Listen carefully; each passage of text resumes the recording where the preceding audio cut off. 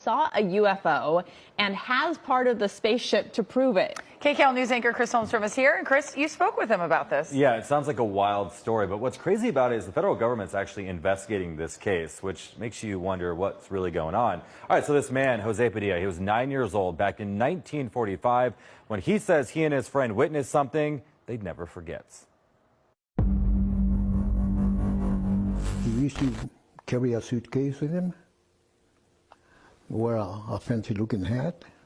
87-year-old Jose Padilla of Roland Heights is recalling a brush with infamy he had as a boy. I used to see Robert Oppenheimer.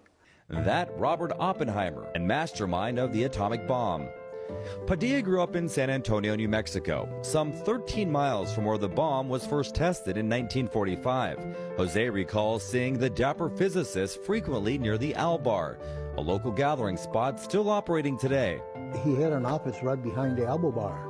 That office, now a shack Jose has visited frequently in recent years to try to make sense of a series of events in the summer of '45, starting with the A-bomb detonation at New Mexico's Trinity site near the White Sands Missile Range.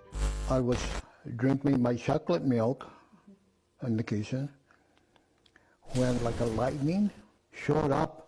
The glow of a mushroom cloud could be spotted up to 150 miles away. He knocked me to the ground. A month later, Jose and a playmate were riding on his father's ranch and heard another boom.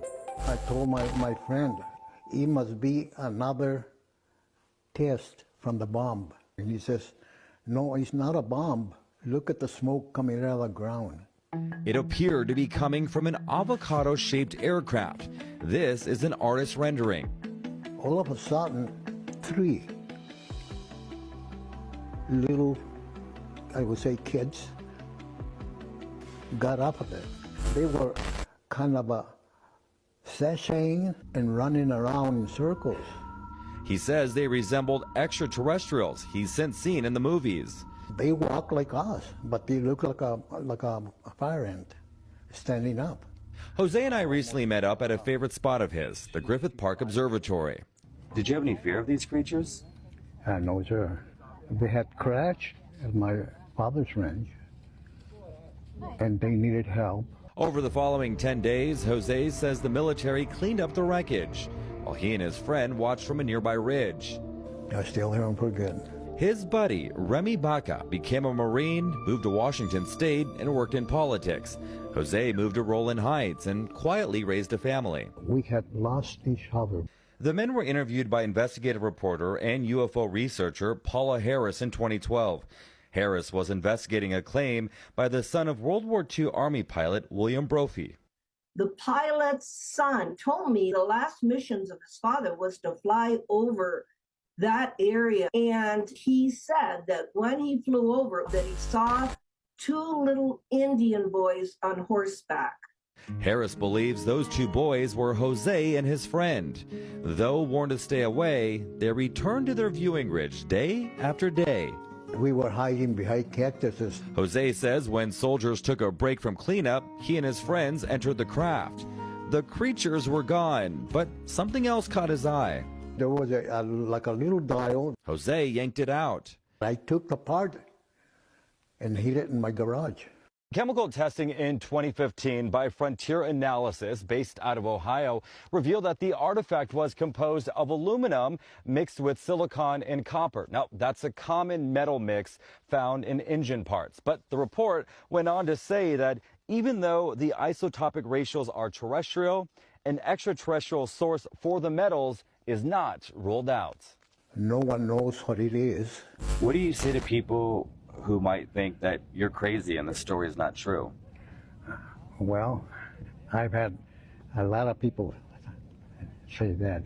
It's actually very common to be called crazy. Jeffrey Kripal is a professor of religion at Houston's Rice University and founder of the campus's Archives of the Impossible.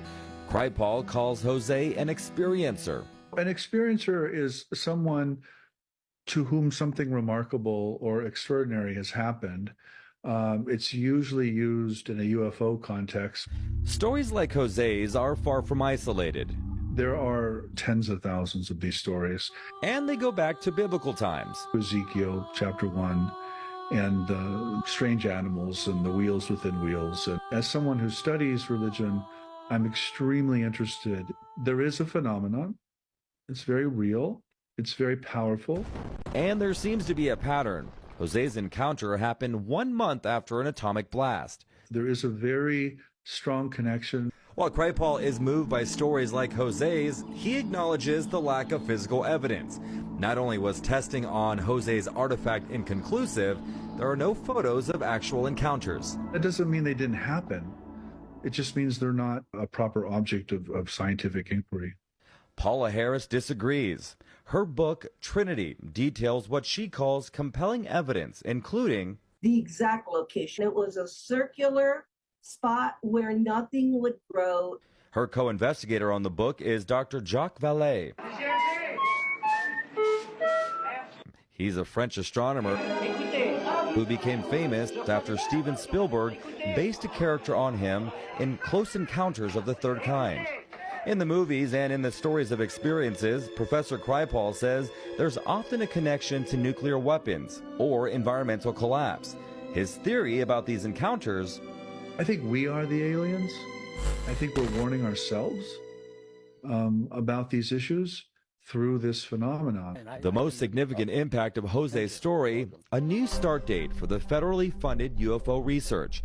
Under the 2023 National Defense Authorization Act, Congress pushed back the date on investigating UFO sightings from 1947 to 1945. That's all Jose has ever wanted. Since I was a young kid, I wanted to learn and know what had happened.